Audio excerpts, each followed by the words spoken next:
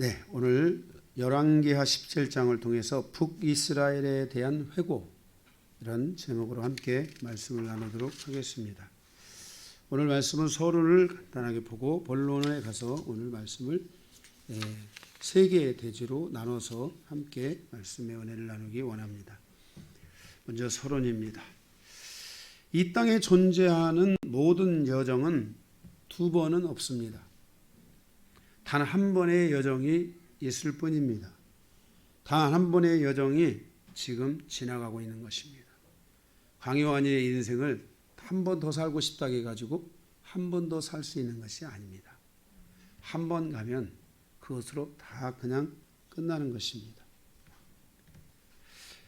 단 한 번의 여정을 어떻게 살아갈 것인가에 대한 답을 우리는 그때그때 찾아야 합니다.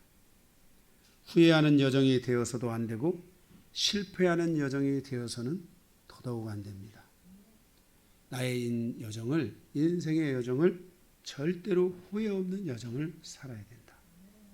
그리고 실패하는 여정이 아니라 성공하는 여정을 살아야 된다라는 이 분명하고 확고한 방향성이 여러분들 모두에게 있어야 됩니다.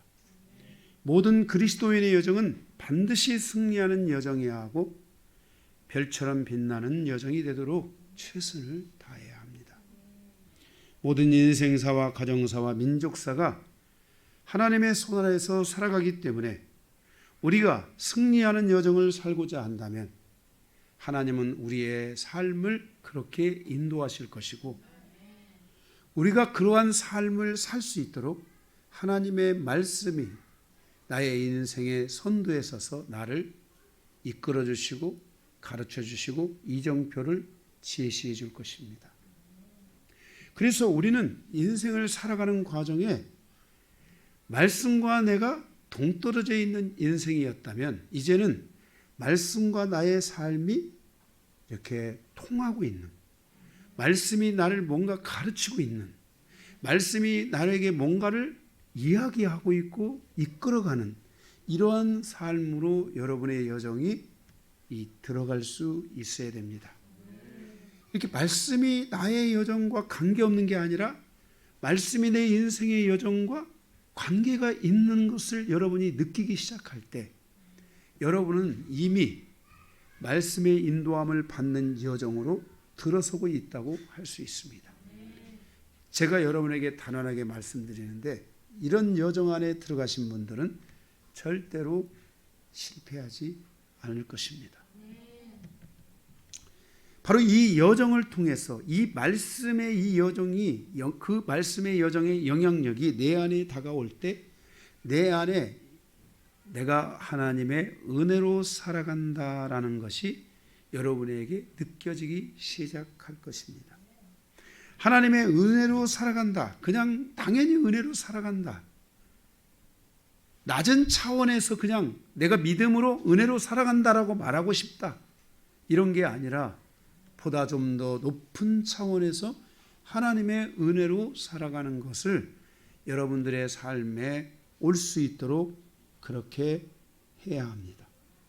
내가 이렇게 하나님의 은혜 안에 살아갈 때 그 은혜는 나에게 영광의 빛으로, 하나님의 능력의 빛으로, 하나님의 국률의 빛으로, 하나님의 응답의 빛으로 내 삶에 다가오면서 하나님이 내 삶에 선한 일을 행하고 있다.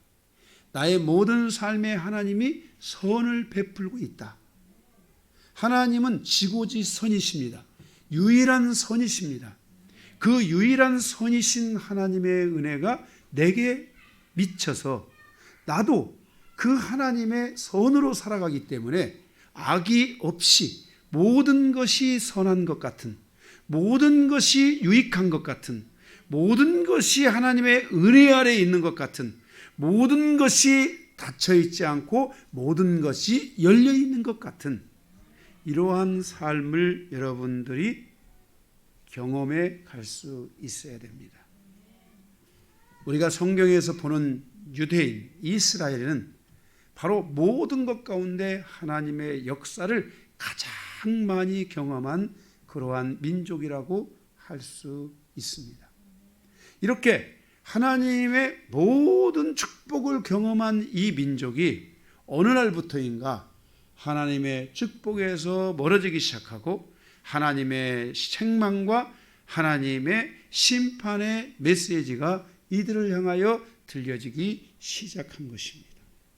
오늘은 이 17장은 그 중에 이스라엘은 나중에 북이스라엘 10지파와 남유다 2지파가 나눠지게 되는데 바로 그 중에 북이스라엘의 마지막 여정을 말씀해 주는 내용이 바로 열왕기하 17장입니다.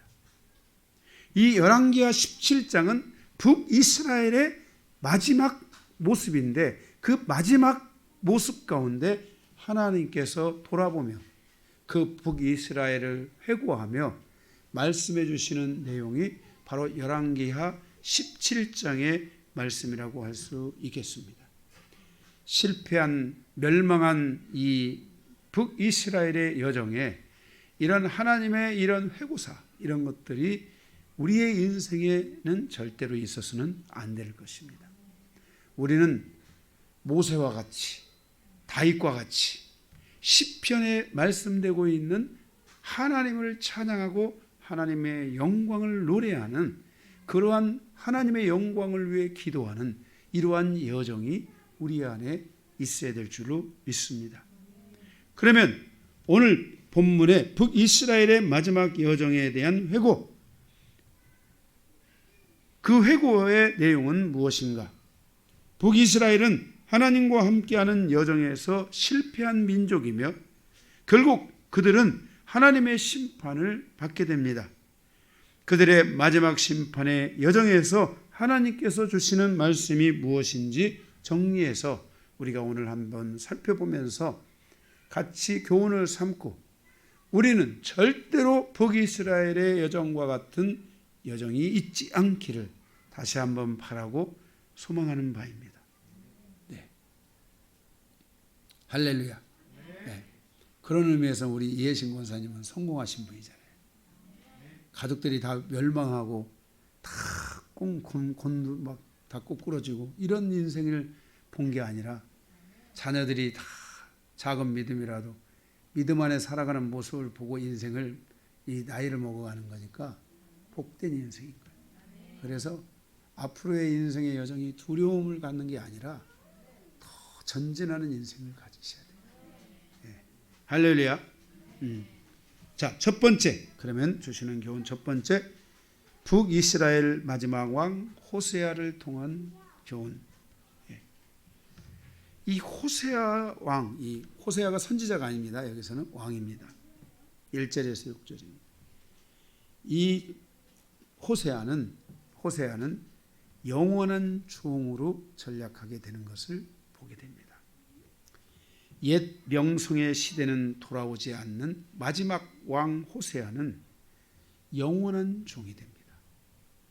영원히 눌린 자, 영원히 결박받은 자와 같이 살아가는, 영원히 눈이 어둡고 영원히 귀가 어둡고 영원히 마음이 어두운 자로 살아가는 하나님의 심판을 받는 민족이 되고 마는 것을 보게 됩니다. 우리 인생에서 종으로 전락하는 인생이 되면 안 됩니다. 영원히 귀가 닫혀서 듣지 못하고 영원히 눈이 닫혀서 보지 못하고 영원히 마음이 닫혀서 하나님의 말씀을 단 한 톨도 품어볼 수 없다면, 여러분 하나님의 말씀을 품어보셨습니까? 여러분의 가슴에. 저는 하나님의 말씀을 교회 가자마자부터 말씀을 제 가슴에 품고 울었습니다. 저의 신앙의 여정은 말씀을 품고 우는 여정이었고 지금은 그 말씀을 품고 정말 오열하며 다시 한번 주님 앞에 새로운 마음으로 간 여정이라고 할 수 있을 것입니다. 옥토는 바로 그 한 알의 씨를 가슴에 품고 거기서 눈물을 흘리며 고통하며 아파하며 자기를 헌신하고 희생하는 것입니다. 한 알의 밀알이 땅에 떨어져 죽음과 같이 옥토는 그 하늘의 씨라를 받아들여서 고통하고 애통하는 만큼 거기서 다시 싹이 나고 줄기가 자라서 꽃이 피고 많은 열매를 거두어 수없이 많은 사람에게 큰 유익으로 대갚아 주는 것이 옥토의 심령인 것입니다.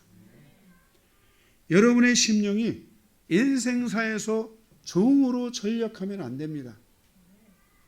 종은 다시 그 하나님의 말씀을 품을 수가 없습니다. 왜?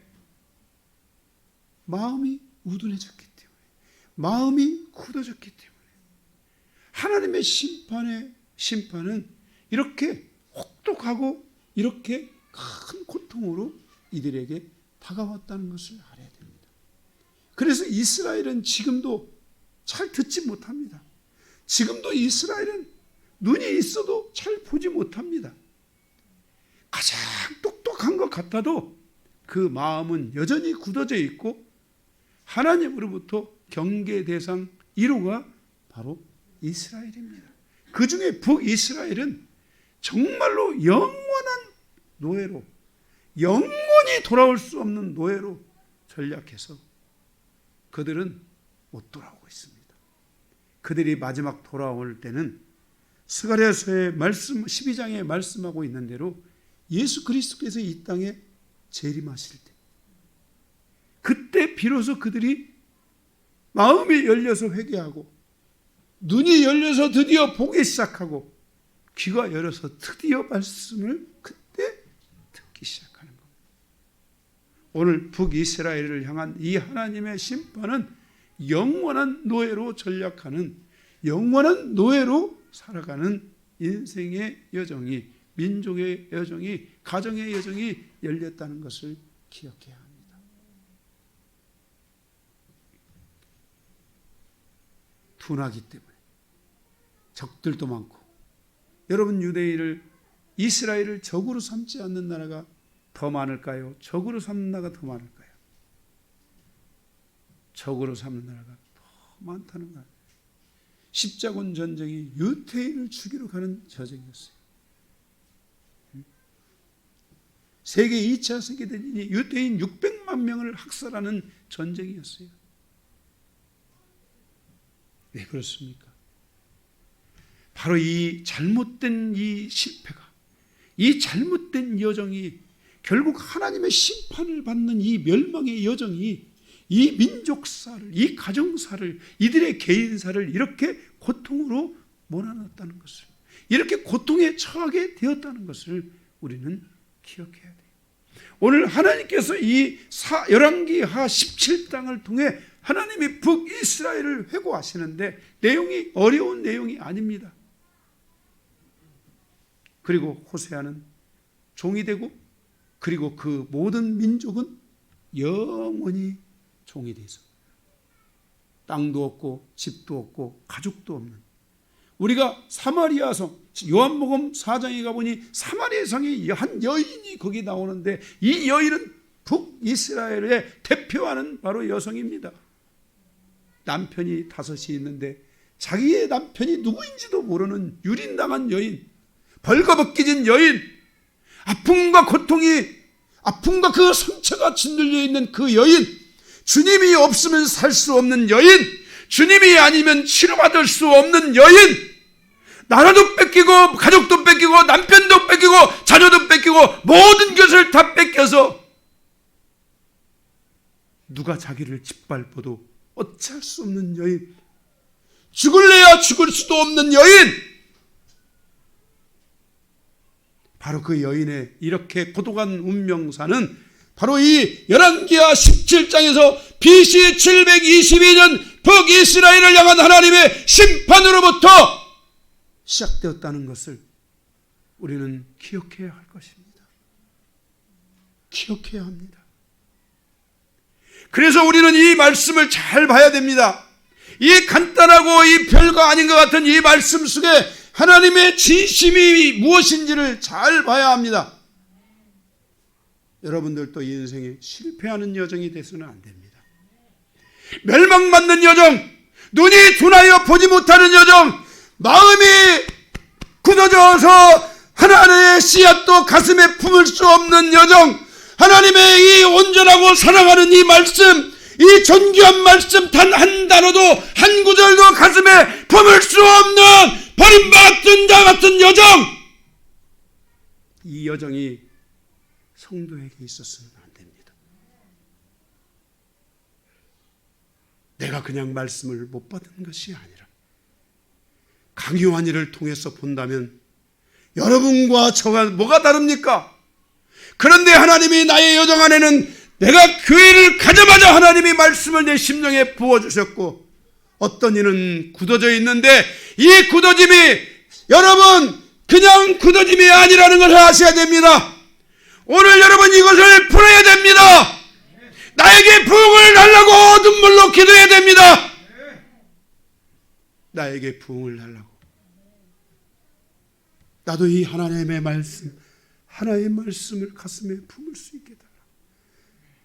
나도 이 말씀을 품고 새끼를 치고, 나도 이 말씀을 품고 열매를 거두고, 나도 이 응답을 받고, 나도 하나님으로부터 응답을 받고, 나도 하나님으로부터 은혜를 받고, 하나님으로부터 긍휼을 받고, 그분이 살아계시다면, 당신이 살아계시다면 나에게 이 은혜를 달라고, 나에게 부흥을 달라고 기도해야 되는 것입니다.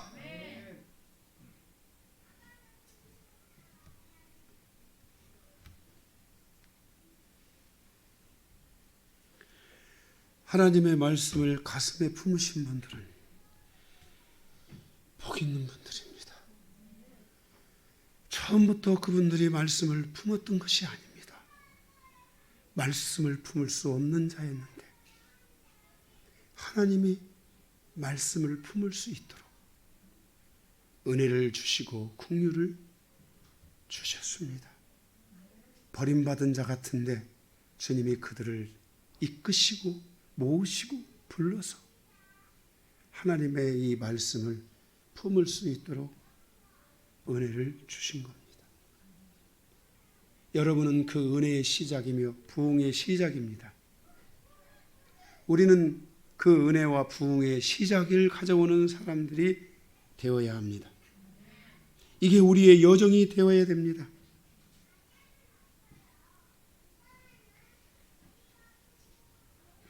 2절에 보면 북이스라엘의 마지막 왕인 호세아는 전 이스라엘 여러 왕들과 같이 않았다고 했지만 이미 하나님의 심판이 결정되었기 때문에 무의미합니다. 3절에 아수르가 올라오고 있었습니다. 여러분, 우리가 이 아수르, 우리가 하박국 선지자나 이런 것을 통해서 보았지만 이 아수르는 굉장히 무서운 민족입니다. 그들의 칼날은 휘어진 칼날을 들고 베면은 무엇이든지 따라갈 것 같은 무서운 사람들입니다. 그들은 마치 이리와 같고 늑대와 같은 자들입니다. 그들이 와서 치는 겁니다.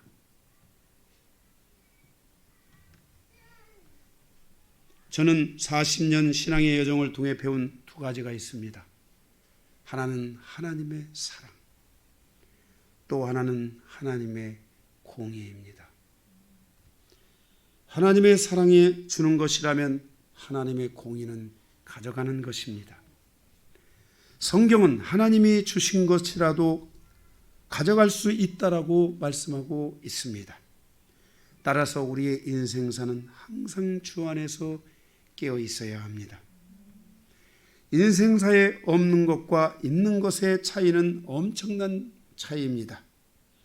여러분 모두의 삶에 하나님의 풍성함이 영원히 함께하기를 바라며 영원한 종의 삶에서 벗어나시고 영원한 종의 삶에서 건져주시기를 기도합니다.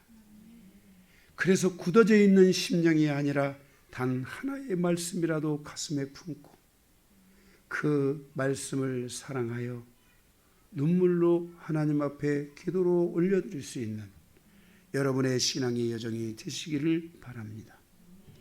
4절에 보면 인간의 한계 그리고 그 인간의 어리석음을 보여줍니다. 4절에 보면 호세아가 애굽 왕을 붙듭니다. 이것이 인간의 한계요 인간의 어리석음입니다. 애굽을 붙잡을 힘은 있고 하나님을 붙잡을 힘은 없습니다. 이것이 인간의 한계요, 인간의 어리석음입니다. 우리가 결론적인 것을 보고 있지만 만일 호세아가 애굽을 잡을 힘으로 하나님을 잡았다면,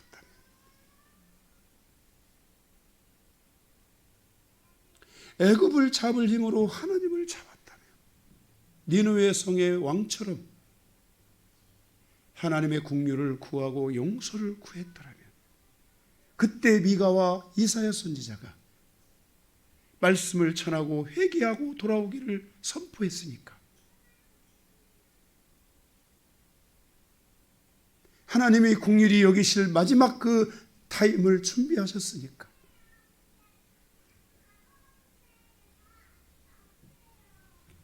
애굽을 붙잡을 힘은 있고 하나님을 붙잡을 힘을 없는 것, 이것이 인간의 한계이며 어리석음입니다.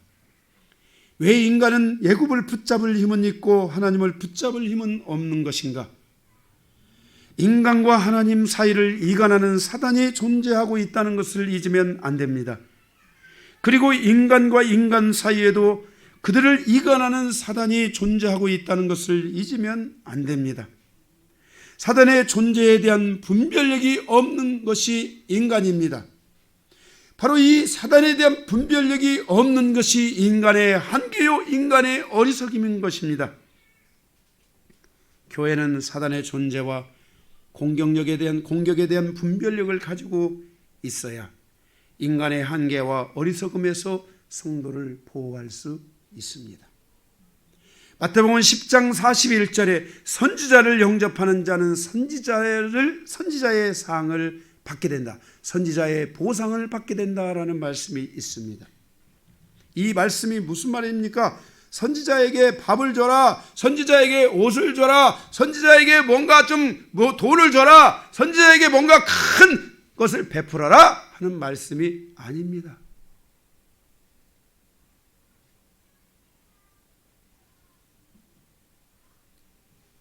선지자를 영접했다는 것은 선지자의 음성과 가르침을 받았다라는 것입니다.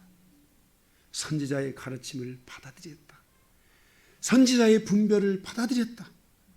우리는 분별력이 없어, 사단의 분별력이 없어, 한계가 있고 어리석음이 있는데, 선지자는 그 분별력을 갖추고 있기 때문에 그 선지자가 말하는 말을 들을 수 있는 성도가 되어야 되고, 선지자가 가르치는 그 가르침을 받을 수 있는 성도가 되어야 되는데, 선지자를 영접하는 사람은 선지자의 보상을 받는다. 이 말은 무슨 말입니까? 본인들 스스로가 사단의 공격에 대하여 한계와 어리석음을 가지고 있을 때 하나님은 선지자를 통해서, 선지자의 분별과 가르침을 통해서 그 자신들의 한계와 어리석음을 이겨낼 수 있도록 하시는데, 그 한계와 어리석음을 이겨낼 때, 사단의 그 공격을 분별해낼 때, 그 선지자의 음성을 들은 자들은 승리의 보상을 받게 되고, 이기는 자의 보상을 받게 되고, 어리석은 자가 아니라 하나님 앞에 지혜로운 자의 삶을 살아갈 수 있는 보상을 받게 된다는 것입니다. 그래서 선지자를 영접하는 자는 선지자의 상, 선지자의 보상을 받게 됩니다. 바로 사단의 한계와, 사단에 대한 한계와 사단에 대한 어리석음에서 벗어날 수 있는 보상을 받게 됩니다. 우리는 인간의 한계에 머물러 있으면 안 됩니다. 우리는 인간의 어리석음에 머물러 있으면 안 됩니다. 우리 인간은 이 어리석음을 잡을 수 있다는 걸 알아야 됩니다. 호세아만 잡는 것이 아닙니다. 우리도 잡을 수 있다는 걸 알아야 됩니다. 우리도 애굽을 잡을 수 있다는 걸 알아야 됩니다. 만약 여러분들이 하나님을 붙잡을 힘이 없고, 그래서 여러분들이 세상을 붙잡게 됐다면 여러분들은 어리석음과 인간의 한계 벽에 지금 부딪혀 있는 것입니다. 그때 여러분들은 선지자와의 관계가 열려 있어야만 할 것입니다. 그래서 선지자를 영접하는 자는 선지자의 상으로 보상을 받게 됩니다. 왕하 17장 13절에 보면 우리가 금방 읽었죠. 왕하 17장 13절 여호와께서 각 선지자와 각 선견자를 통하여 이스라엘과 유다를 지정하여 이르시기를 너희는 돌이켜 너희 악한 길에서 떠나 나의 명령과 율례를 지키되 내가 너희 조상에게 명령하고 내 조상에게 통하여 너희에게 전한 모든 율법대로 행하라 하였으나 그랬습니다. 거기 선견자를 통하여 이스라엘 유다에게 지정하여라는 말은 반복하여 이런 뜻입니다. 반복하여.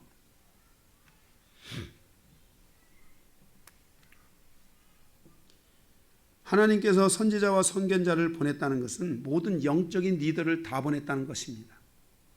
계속 보내서 북이스라엘이 이런 한계에 부딪히지 않도록 하나님을 붙잡을 수 있도록 하나님을 붙잡아야 된다. 하나님을 붙잡아야 된다. 너는 하나님을 의지해야 된다. 너는 너 자신을 돌이키고 하나님 앞에 너 자신을 돌아봐야 된다. 등등. 여기 너무 여기 좀 여러분들이 좀 까란지지 마세요. 막 묵상하고 이렇게 하지 마세요. 아멘도 하시고, 네. 묵상들 하지 마세요.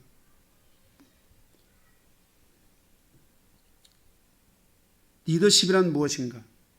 영적 리더십을 인정하는 것입니다. 영적인 리더십은 인간사의 학문이나 세상의 지식이나 경험을 통해서 알 수 있는 것이 아닙니다. 영적 리더십은 하나님께서 부르신 그 종들에게 주는 능력입니다. 그래서 그 종들은 부족함이 많지만 이 하나님의 영적 리더십을 가지고 있습니다. 성도들은 항상 영적 리더와의 관계가 닫혀 있는 것이 아니라 열려 있어야 합니다. 사람의 능력으로 보면 여기 우리 교회에서 사람의 능력으로 보면 앞에 있는 분들이 제일 대단한 분들 다 계시네. 여기 앞에 쫙 보니까 저는 여러분들에게 미치지 못합니다.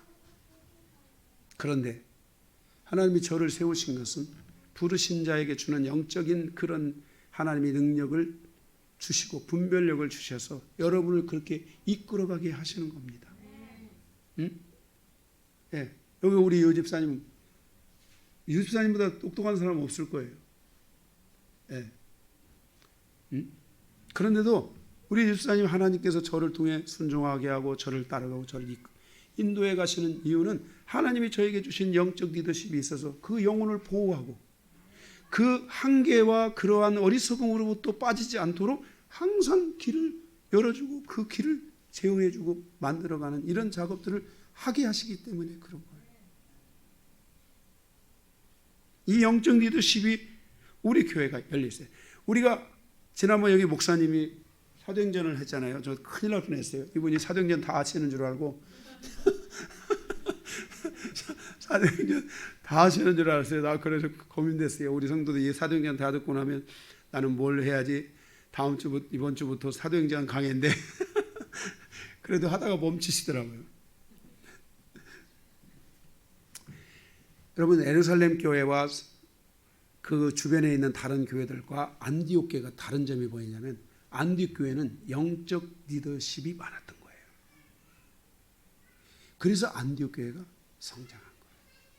여러분 우리 교회가 이만큼 지금 버티고 있는 이유도 우리 교회 안에 영적 리더십들이 있는 거예요. 그냥 교회 오래 다녀서 집사가 되고 우리 교회 오래 다녀서 권사가 되고 교회 오래 다녀서 이렇게 있는 게 아니에요. 저를 통해서 우리가 영적 리더십들을 계속 키워왔고 분별해왔고 그러한 질서 안에 우리 교회가 있는 거예요. 그래서 저는 우리 교회가 소망이 있다고 보는 거예요.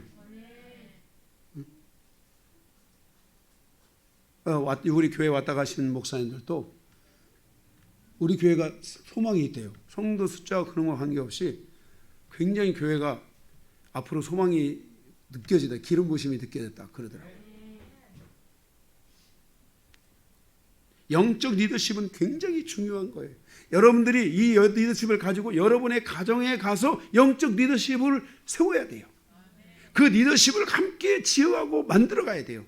그리고 부족한 것은 저를 통해서 교회를 통해서 계속 공급받고 그러면서 여러분의 가정이 계속 그 영적 리더십을 계속 가져가고 그럴 때 그 가정마다 다 성령의 불기둥이 세워지고 기름기둥이 세워지고 해서 그 안에서 하나님의 은혜가 계속 거기서 만들어져 가고 풀어져 가는 이런 은혜들이 계속 이루어져야 돼요. 성도들은 항상 이 영적 리더와의 관계가 닫혀 있는 것이 아니라 열려 있어야 돼요. 그래야지 여러분들이 바로 이 인간의 한계, 어리석음에 빠지지 않습니다. 아니 생각해 보세요. 그 와중에 애굽을 붙잡을 힘은 있고 하나님을 붙잡을 힘이 없다는 거예요. 말이 되냔 말이죠 이게. 영적 리더를 통해서 사단으로부터 오는 공격, 즉 자신의 영적인 한계와 영적인 어리석음에서 벗어나고 승리의 길을 갈 수 있도록 하나님께서 열어주시는 축복의 통로를 향해서 갈 수 있도록 바로 이런 영적 리더십들이 교회는 열려져 있어야 돼요. 교회는 뭔가를 많이 뭔가 막 돈 많은 사람이 모여지는 이런 게 아니에요.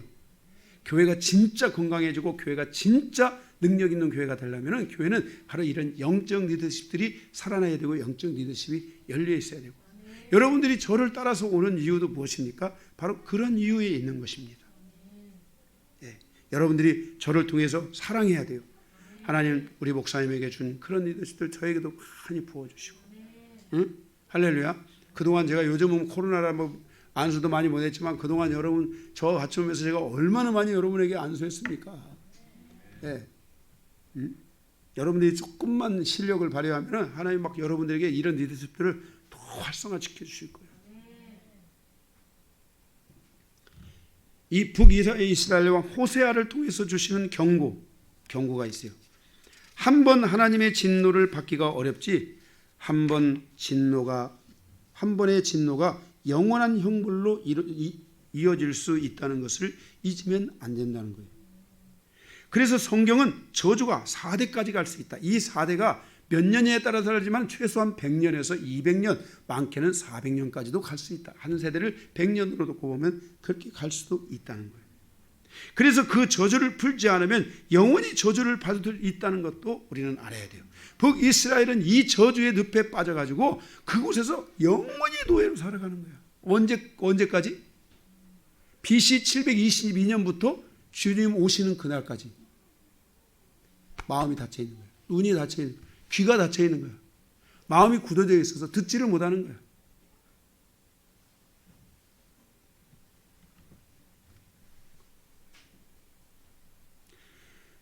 나로부터 시작된 부흥과 하나님의 축복은 내가 알지 못하는 시대까지 흘러가요. 여러분이 죽고 나도요. 제가 죽고 나도요. 하나님이 나로부터 시작된 이 부흥과 축복은 내가 죽고 나도 계속 흘러갈 거예요. 나로부터 시작된 하나님의 심판은 내가 알지 못하는 시대까지 흘러갈 수 있다는 걸 알아야 돼요. 만약에 하나님의 심판이 왔다. 나의 생애에 하나님의 심판이 왔다면 그 심판은 나로부터 끝나는 게 아니라 그 심판은 계속해서 흘러갈 수 있다는 것을 여러분들이 알아야 돼요. 그래서 나는 부흥의 주자가 돼야 되고 부흥의 바로 선도에서 해야 되고 나 한 사람의 부흥은 나만의 부흥이 아니라 나의 가족사와 민족사에 큰 영향을 주게 된다는 것을 알아야 되고 나 한 사람의 부흥이 여러분의 가정을 지금 하나님의 거룩한 축복 안으로 이끌어가고 초대하고 가고 있다는 것을 여러분들이 잊으시면 절대로 안 돼요. 북이스라엘의 멸망의 저주는 바로 그 전 민족사 몇천 년 BC 722년부터니까 지금이 2000년이고 약 3000년 가까운 시간의 저주가 지금 계속해서 이루어지고 있는 거예요. 먹고 살고 안 살고 이런 건 중요한 게 아니야. 사람은 이 땅에 있는 동안에 다 뭐든지 풀이라도 다 먹게 돼 있고 풀칠하게 돼 있어. 아니면 뭐 좀 더 잘 먹고 잘 살 수도 있고 그런 거 중요한 게 아니야. 그 중요한 것은 그 영혼과 그 상태가 하나님의 복음 안에 믿음 안에 열려 있느냐 아니면 영원한 멸망으로 가고 있느냐 하는 게 중요해. 지금은 여러분들이 모르죠. 언젠가 우리는 다 죽어. 내가 죽고 났을 때 내 인생이 멸망으로 가느냐 하나님의 나라로 가느냐 하는 것은 지금 내가 살아가고 있는 이 시간에 준비하지 않으면 죽어봐서 안다. 그때는 늦은 거야. 지금 다 준비해야 돼. 인생은 시간이 가면서 남는 게 하나도 없어. 믿음만 남는 거야. 신앙만 남는 거야. 명심하시기 바랍니다.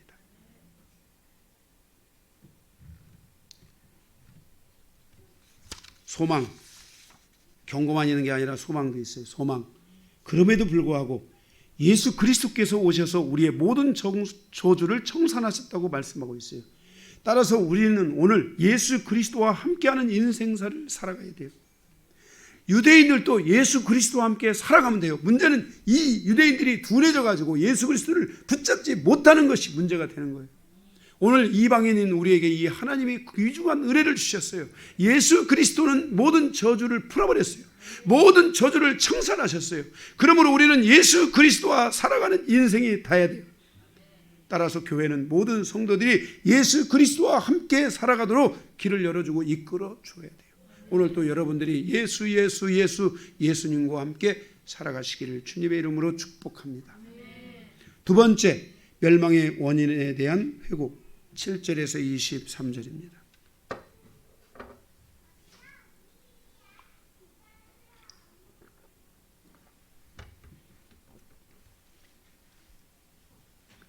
세 가지 번호가 세 번호 세 개인데 가로 1번. 자기를 구원하신 하나님께 죄를 범하였다라고 말씀하고 있어요. 7절에. 나를 구원하신 하나님께 우리가 죄를 짓는 것을 당연히 생각하면 안 돼요. 이 사람은 구원이 있는지 없는지를 점검해야 되고, 구원이 있다면 빨리 회개하고 돌아와야 돼요. 자기를 구원한 하나님께 죄를 범하면 안 된다는 거예요. 바로에게서 구원하신 하나님, 애굽 땅에서 구원하신 하나님, 인생사에서 하나님의 인도하심을 잊지 말아야 할 것은 인생사의 최고의 위기의 순간과 최고의 고통의 순간에서 우리를 건져주시는 분이 하나님이세요. 여러분이 인생을 만약에 돌아가서 나를 구원하시기 이전의 시간으로 돌아가 본다고 생각해 보세요. 나의 인생이 얼마나 위기이고 얼마나 고통이고 얼마나 아픔이 있는지. 그 위기와 고통과 아픔은 계속되어 올 수도 있고, 그 아픔 때문에 어떤 일이 벌어졌을지 그것은 어느 누구도 예측할 수가 없어요. 그런데 그 위기의 순간에 우리를 하나님이 건져주셨어요. 그래서 그 하나님을 잊으면 안 돼요. 사람들이 배가 따뜻해지면 과거에 베풀어 주셨던 하나님의 치유와 회복을 잊는 경향이 많습니다. 진정한 부흥은 우리의 영혼이 죽는 그날까지 하나님과 함께 살아가는 것입니다. 저는 14년 전 주님이 저를 다시 와서 만나주시고 베푸신 은혜를 저는 이 순간순간에도 잊을 수가 없습니다. 한 번도 그 하나님의 은혜를 내려오는 적이 없습니다. 지금도 그 하나님의 은혜를 생각하면 눈물이 핑돌고, 지금도 그 하나님을 생각하면 나의 인생은 모든 것이 다 내려놓고 오직 하나님을 다시 바라볼 수밖에 없는 인생이에요. 우리가 이렇게 하나님의 은혜 안에 있는 인생, 구원 안에 있는 인생, 하나님의 은총 안에 있는 인생을 잊으면 안 된다라는 거예요. 여러분들의 인생이 죽는 날까지 그것을 잊지 않고 주님이 갔을 때, 주님 품에 갔을 때 주님의 은혜였습니다, 주님이 다 구원해 주고 주님의 긍휼이었습니다라고 말할 때 여러분의 눈에서 진정한 사랑의 눈물이 흐를 것이고, 주님은 그 눈물을 닦아주신다고 말씀했어요. 여러분의 그 눈물을 주님이 닦아주시는 그날까지 주님과 동행하고 주님과 함께하고 주님과 함께하는 여정이 되는 신앙이 될 수 있도록 꼭 그렇게 가셔야 된다는 것을 말씀하고 있어요. 그런데 이 이스라엘은 그것을 잃어버린 거예요. 어떻게 그것을 잃어버려요? 어떻게 그것을 잃어버려요? 하나님이 이해가 안 되는 거예요. 어떻게 그것을 잃어버려? 그래서 그것을 첫 번째로 뽑으셨어요. 7절에. 두 번째 7절에 다른 신들을 경외했기 때문이라고 말씀하고 있어요. 이 말은 다른 신들을 경외했다는 것은 자기 마음의 주인을 바꾸었다는 것이에요. 우리는 두 주인을 마음에 가질 수 없다고 성경이 말씀하고 있어요. 이 주인을 섬기든 저 주인을 섬기든 둘 중에 하나를 섬기는 것이지 두 주인을 섬길 수 없다는 거예요. 다른 신들을 경외했다는 것은 내가 나의 주인을 바꿨다는 거예요. 하나님이 나의 주인이 아니라 다른 것이 나의 주인이 되었다는 것이에요. 모든 사람은 평생에 자기 마음의 주인이 있어요. 누구나. 가장 중요한 것은 주님을 주인으로 삼아야 하는데 사람들은 자꾸만 특별한 사람들을 주인으로 삼으려 하기 때문에 이러한 유혹에 넘어가게 돼요. 사람을 붙잡는 신앙이 아니라 위대한 어떤 사람을 추앙하고 위대한 사람을 붙잡는 것이 아니라, 그것도 할 수 있으면 이만큼 허락할게요. 그런데 먼저 여러분 신앙에 먼저 예수 그리스도를 붙잡는 신앙이 되어야 돼요. 이것이 기독론이에요. 예수 그리스도를 붙잡는 것에 실패하기 때문에 사람을 붙잡게 되고 교주를 붙잡고 어떤 특별한 종의 사람, 특별한 종들, 특별한 어떤 사람들, 능력 있는 어떤 사람들에게 자꾸 귀를 기울이고 그것들의 뭔가의 마음을 빼앗기는 이런 어리석음을 당하게 되는 거예요. 결국 그러한 주의 종, 그런 능력의 종을 붙잡은 사람들은 그 사람들이 떠나면 자기 신앙도 떠나는 거예요. 성도는 자기의 머리 대신 예수 그리스도를 붙잡는 것이 무엇인지를 정확하게 알아야 돼요. 오늘 이 말씀을 듣는 여러분 기독론, 나는 예수 그리스도를 붙잡았나? 나는 예수 그리스도를 붙잡은 나에게 증거가 무엇인가? 이것을 여러분들이 분명하게 다시 질문해 보셔야 돼요. 다른 신들, 다른 것들, 다른 복음들, 이런 것들이 갈라디아서에서 말씀하고 있는 순수 복음을 떠난 상태라는 것을 알아야 돼요. 자꾸 이것저것 잡스러운 것들, 이것저것 자꾸만 가져와서 그것들을 자기 가슴에 품으려고 하는 사람들, 이런 사람들은 약함이 뭐냐면 예수 그리스도를 머리로 삼는 것에 많이 부족하다진다는 것을 알아야 돼요. 예수 그리스도를 붙잡고 가는데 불안한 마음이 있다면 그는 다른 것을 붙잡았기 때문입니다. 그래서 예수 그리스도를 견고하게 붙잡아야 합니다. 내가 예수 그리스도를 붙잡았는지 붙잡지 않았는지 어떻게 알 수 있는가? 여러분 예수 그리스도를 여러분이 붙잡았는지 안 잡았는지, 기독론 머리 대신 예수 그리스도가 내 안에 세워졌는지 세워지지 않았는지 어떻게 알 수 있는가? 단 하나, 예수 그리스도에 대한 두려움이 있다면, 예수 그리스도에 대한 무서움이 있다면 이 사람은 머리 대신 예수 그리스도를 붙잡은 사람입니다. 머리 대신 예수 그리스도에 대한 두려움이 있는 사람들은 절대로 자기 마음대로 살아가지 않습니다. 자기 마음대로 행동하지 않습니다. 항상 그 머리 대신 예수 그리스도에 대한 두려움을 갖게 되고 그 두려움이 항상 자신의 심령에 밀려와서 그는 다시 자신을 돌아보며 예수 그리스도 앞에 나가게 되는 것입니다. 여러분 안에 예수 그리스도에 대한 두려움, 예수 그리스도에 대한 무서움이 있다면 여러분은 머리 대신 예수 그리스도가 분명히 확신하게 있는 분이고, 이것이 부족한 분들은 머리 대신 예수 그리스도에 대한 결핍을 가지고 있어서 자꾸 다른 것을 잡으려고 합니다. 다른 것, 이것도 저것도 자꾸 다른 것. 내 인생사의 두려움과 무서움의 대상이 있을 때 그는 그 품에서 떠나지 않게 됩니다. 북이스라엘은 하나님을 두려워하지 않았기 때문에 그들은 자기 마음대로 행동하였던 것입니다. 만약에 북이스라엘이 하나님을 조금이라도 두려워했다면 그들은 자기 마음대로 살지 않았을 것입니다. 결국 북이스라엘은 머리 대신 예수 그리스도, 그분을 잃어버렸기 때문에 그들은 자기 마음대로 살다 멸망의 길로 간 것입니다. 세 번째로 우상 숭배와 우상의 가르침을 통해 진리에서 떠났기 때문이라고 말씀하고 있습니다. 9절에서부터 18절까지입니다. 23절까지인가요? 9절. 결국 우상 숭배는 우상 숭배에서 끝나는 게 아니라 그 마음에 불의를 행하게 됩니다. 진리에서 떠난 자는 정결함을 얻을 때까지 격리되었는데 이제는 이런 것들이 없어짐으로 결국은 격리된다는 것은 구약적 관점에서 자기가 말씀에서 떠났을 때 부정해졌습니다. 그래서 따로 격리가 필요했어요. 격리가 돼야 됐어요. 그것을 일정한 격리를 통해서 다시 하나님 앞에 말씀 앞에 다시 순종하겠다고 내가 나아가는 거예요. 그렇게 함으로 부정해서 벗어날 수 있었던 것이에요. 그렇게 함으로 거룩성을 다시 회복할 수 있었던 것이에요.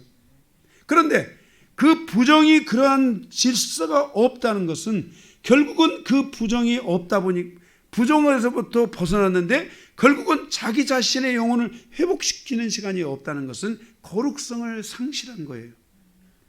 거룩성을 상실하면 진리를 떠나게 되고 진리를 무시하게 되고 진리를 함부로 대하게 되는 거예요. 진리가 나를 자유케 해야 되는데 진리가 나를 속박하는 삶이 내게 다가오면 안 돼요. 똑같은 진리인데 진리가 나에게 자유를 주는 사람은 진리 안에서 거룩한 영혼이 되어 있고 진리가 자기를 속박하는 영혼은 진리 안에서 자기의 거룩성을 자꾸만 잃어버렸기 때문에 그래요. 그래서 이런 부분들에 대해서는 여러분들이 뭘 해야 되냐면 진리에 좀 더 집중하면서 하나님의 말씀 앞에 더 긍휼을 구하고 은혜를 주면서 말씀이 나를 더 자유케 해달라고 기도하셔야 돼요. 할렐루야. 말씀이 여러분을 자유케 하시기를 주님의 이름으로 축복합니다. 전 지금까지 말씀을 의지하고 살아오면서 말씀이 나를 속박한 적은 한 번도 없어요. 저는 말씀이 없으면 죽을 것 같아요. 말씀이 없으면 전 살 수가 없어요. 지금까지도. 여러분의 인생이 말씀이 여러분을 자유케 하는 은혜가 있기를 축복합니다. 이런 일들로 인해서 이런 불의를 행하고 이런 일들이 반복되면서 하나님을 배역하고 자꾸만 하나님을 흔드는 이런 일들이 있게 되고 그 다음에 산당을 세우고 산당은 집터 마음에 세상의 집을 지으면 안 됩니다. 집은 다 태워야 돼요. 여러분 집은 모든 어둠의 집은 태워야 돼요. 그 집이 내 마음에 있을 수 있어요. 태워야 돼요. 계속 불로 태워야 돼요. 할렐루야. 어둠이 거하지 못하도록 다 태우셔야 돼요. 할렐루야. 이 산당이 있으면은 그 산당에 목상과 아세라상과 같은 우상을 자꾸 두게 돼요. 우상이란 그것에 의지하는 것이에요. 돈, 음란, 물질, 대적, 싸움, 불신이 강하면 자신이 싸워서 이겨야 된다고 생각하는 마음들이 올라오거든요. 이런 것들이 산당에 있는 사람들, 이 어둠의 집이 마음에 있는 사람들은 자꾸만 이런 돈, 음란, 불신, 대적, 싸움 이런 것들을 자꾸 가져오는 거예요. 돈이 있어야 되는데 돈이 좀 필요하면 좀 와서 좀 기도를 세게 해봐요. 돈이 될 때까지 아니면 문제가 해결될 때까지. 기도는 안 하면서 맨날 바가지나 긋고 싸움이나 하고 우리도 돈 때문에 좀 싸웠는데 제가 항상 하는 말이 있었어요. 여보, 돈은 내가 갖고 있지 않아. 나한테 달라고 하지 말고 하나님께 가서 기도하면 안 되겠어? 그래도 우리 아버님은 고집도 세고 그때는 저에 대한 불신도 너무 충만해가지고 당신이 줘야지 하나님이 주시냐고. 저는 그랬죠. 난 내가 못 줘. 하나님이 줘야 돼. 주의 종은 하나님이 줘야지 주는 거지. 예. 이거 갖고 싸우는 거야. 저기 사모님은 나한테 달라고 그러고 나는 못 준다. 하나님이 줘야 된다. 그러니까 기도해서 제발 좀 응답을 받아와라. 우리 사모님이 능력이 없는 사람이 아니잖아요. 그죠? 여러분들이 이런 부분을 놓고요. 닭이냐 뭐냐 달걀이 뭐냐 이런 식으로 싸우지 마세요. 그냥 여러분들이 그런 것들이 있다면 하나님 앞에 나와서 깊이 기도하세요. 많이 우세요. 사람은요 우리 문제 해결해 주지 않습니다. 하나님이 해결해 주시도록 계속 기도하고 또 기도하는 삶이 여러분에게 있어야 돼요. 이럴 때요 돈이라는 집이 태워져 버리는 거예요. 집이 태워져야 돼요. 그런 불신의 집들이 태워져야 돼요. 싸움의 집들이 막 울면서 막 기도하면요, 회개 기도하고 그러잖아요. 그러면요, 불이 세져요. 불. 뭐라고요?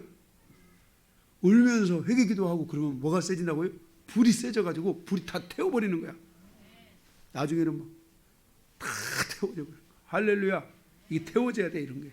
그래야지 진짜 물질이 오는 거야. 어? 진짜 물권이 오는 거야. 어? 네. 할렐루야. 네. 여러분들이 계속 기도해야 돼요. 그래서 산당을 세우고 또 이방신의 분향을 했어요.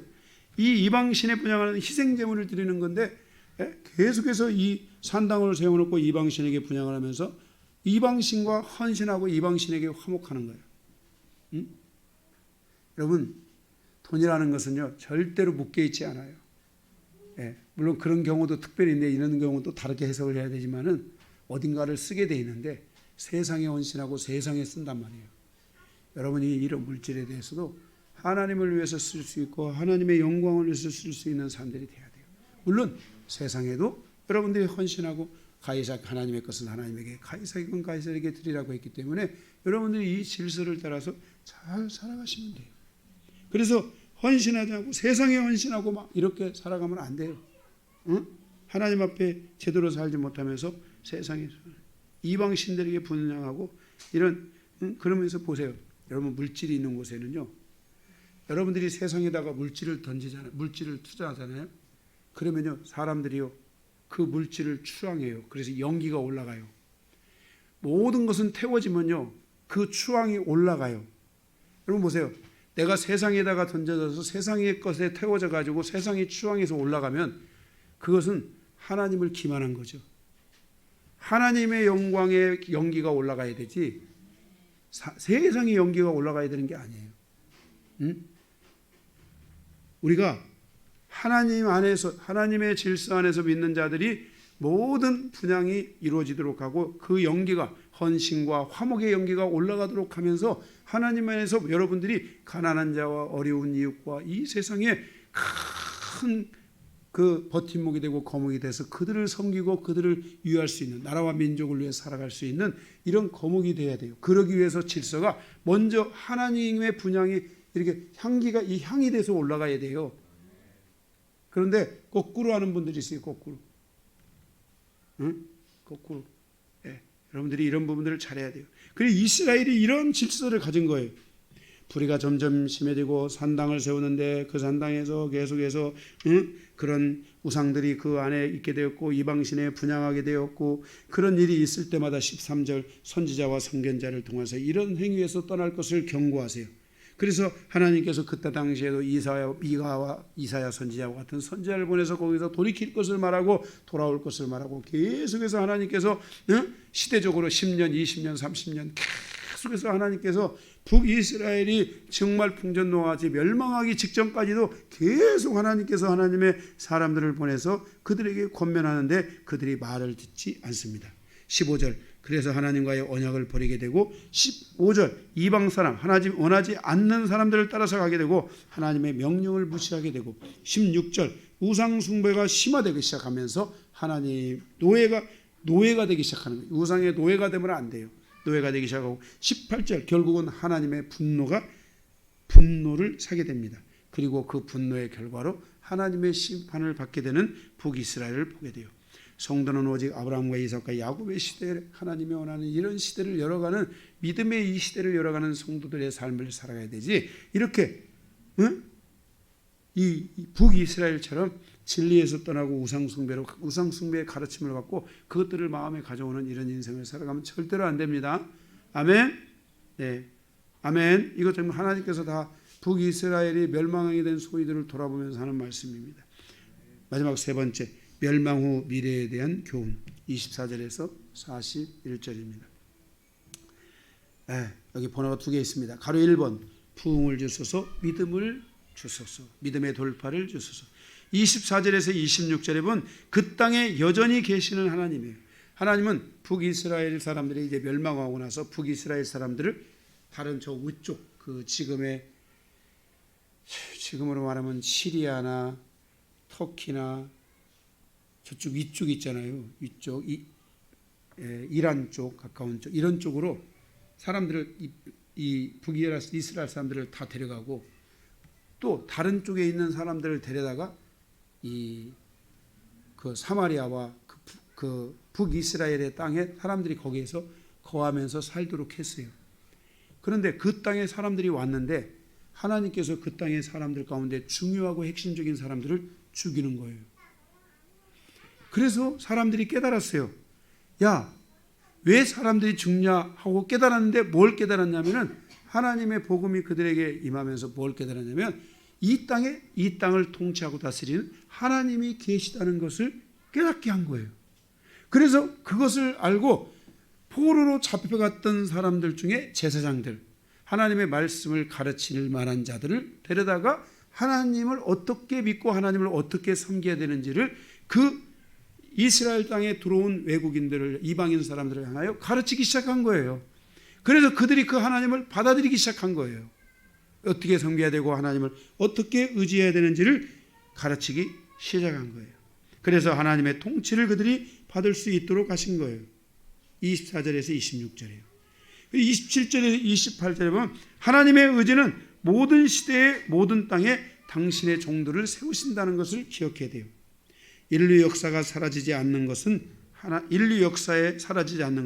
하나님의 복음이며 하나님의 말씀입니다. 모든 문명이 사라지고 모든 영광이 사라지면 하나님의 말씀은 세세토록 있을 것이라고 말씀하셨어요. 그래서 이방인들이 들어온 그 땅에 하나님의 종들을 세우신 거예요. 인류 역사가 살아가는 모든 곳에 하나님은 하나님의 종들을 보내셔서 그 종들이 그곳에서 하나님의 복음을 전하게 하셨던 것이에요. 29절. 그러나 그 땅에 북이스라엘이 세운 산당들이 문제가 되었어요. 성도는 여전히 신앙의 여정에서 산당들을 허물어야 돼요. 이 집들을 다 허물어야 돼요. 산당들을 깨뜨릴 때 진정한 부흥이 찾아와요. 저는 우리 성도들이 제가 그동안에 사역을 하고 이렇게 오면서 집들을 태워지는 것을 봤어요. 집들을 태우는 것을 봤어요. 자기의 이 영적인 이 상담들, 묶임들 이런 것들을 하나님의 불로서, 기도로서 이것들을 다 태워갖고 오면서 드디어 이제는 하나님이 원하시는 영혼으로 점점 더 세워져 가는 것을 보았어요. 산당들을 깨뜨릴 때 진정한 부흥이 찾아오는 거예요. 산당을 허물지 않으면 신앙생활이 34절에 있는 것처럼 자기 풍속대로 자기 마음대로 신앙생활을 하게 돼요. 신앙생활은 하나님의 뜻대로 살아야 신앙생활이지 하나님의 말씀대로 살아야 신앙생활이지 자기 뜻대로 자기 생각대로 사는 것이 신앙생활이 아니라는 것을 알아야 돼요. 오늘날 교회가 왜 이렇게 힘을 잃어가느냐, 그것은 하나님의 뜻대로 살아가는 성도가 아니라 자기 생각대로 자기 뜻대로 살아가는 성도로 살아가기 때문에 그래요. 그래서 자기 생각이 맞지 않으면 그냥 차버리는 거예요. 이런 신앙들은 매우 위험한 신앙이라는 것을 기억해야 돼요. 그래서 우리는 이런 산당들을 태워야 돼요. 계속 기도하고 회개하고 말씀을 통해 가져오고 말씀의 집을 짓고, 이제는 여러분들이 말씀의 집을 짓기 시작하고 불로서 태워가기 시작하면 드디어 이 산당들은 허물어지고 여러분 안에 말씀의 집이 지어지게 되고 여러분들 안에 바로 그 오래된 그 관념들, 오래된 그 집들이, 견고한 집들이 다 태워지고 여러분들이 진정한 믿음의 돌파를 가져오고 부흥의 주역으로 살아가는 이런 은혜들이 와서 여러분들이 부흥의 바로 이 기둥이 되는 그 역사들이 있어지게 된다는 것을 기억해 주시기 바랍니다. 두 번째로 성도는 하나님의 말씀 앞으로 돌아와야 됩니다. 34절에 그들이 오늘까지 이전 풍습대로 행하여 여호와를 경외하지 아니하며 또 여호와께서 이스라엘이라 이름을 주신 야곱의 자손에게 명령하신 율법과 계명을 준행하지 아니하였도다 그랬어요. 하나님께서는 다시 말씀으로 앞으로 돌아와야 된다고 말씀하고 있는 거예요. 그런데 그 산당 때문에 돌아오지 못했어요. 그러나 하나님은 말씀하세요. 다시 우리가 말씀 앞으로 돌아와야 된다. 35절 첫째, 옛적에 여호와께서 야곱 자손에게 언약을 세우시고 그들에게 명령하여 이르시되 너는 다른 신을 경외하지 말며 다른 것을 경계하지 말고 그를 섬기지 말며 그에게 제사하지 말며 그랬어요. 이제 오직 옛적의 여호와께서 야곱의 자손에게 명령하신 언약을 세우시고 그랬어요. 이 하나님과 나와의 언약, 이 머리 대신 예수 그리스도가 탁 세워져야 돼요. 하나님과 나와의 이 언약 관계, 예수 그리스도는 나의 머리시고 나는 그의 몸이다 하는 이 관계성이 완벽하게 세워져야 돼요. 이게 둘째 35절에 그들이 다 그들을 경배하지 말며 그를 섬기지 말며 그에게 제사하지 말며 그랬어요. 그런데 그들이 제사에서 멸망했잖아요. 우리는 다시는 그런 세상의 것들을 우리가 제사하고 이런 것들을 하면 안 돼요. 우리는 그리스도의 몸됨이 내 안에 세워져야 돼요.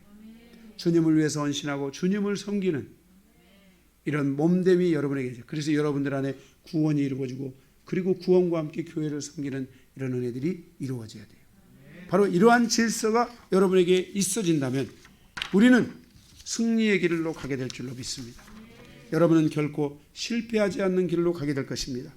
북이스라엘의 멸망의 회고를 통해서 주시는 이 교훈을 통해 우리는 절대로 북이스라엘이 갔던 그 길로 가면 안 되고 하나님이 원하시는 그 믿음의 여정으로 가는 성도들이 되시기를 주님의 이름으로 축복합니다. 말씀을 마치겠습니다.